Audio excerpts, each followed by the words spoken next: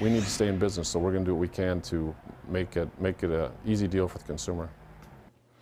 A microchip shortage that's slowing down new car production is also turning up the heat in the used car market. With fewer new cars to buy, consumer demand for used cars is going into overdrive. In tonight's special report, Anthony Ponce finds out just what kind of ride you're in for when trying to buy a used car these days.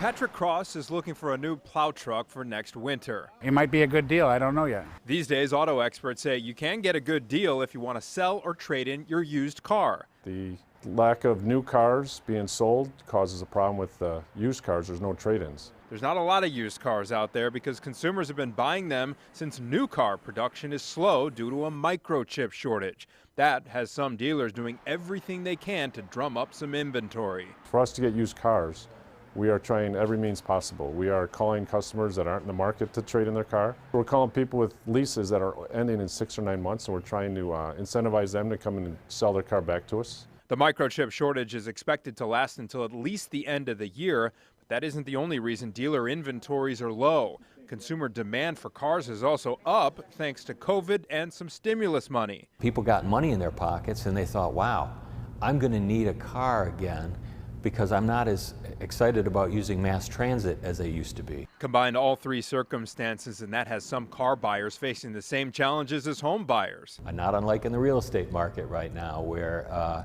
good news is your house is worth a lot, but the bad news is so is the one you want to buy.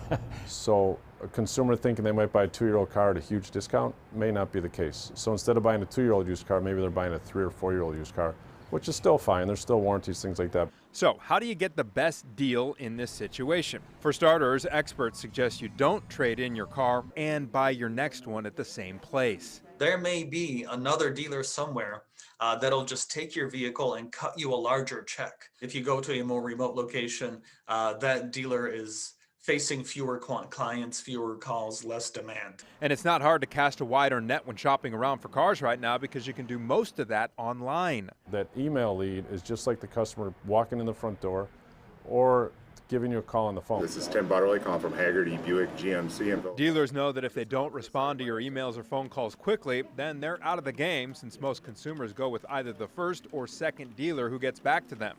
As for Patrick, he is planning on spending his stimulus money for a new plow truck. But before he does, he's going to be asking some tough questions of his own. How much it's going to cost me? What's my payment? What's my warranty?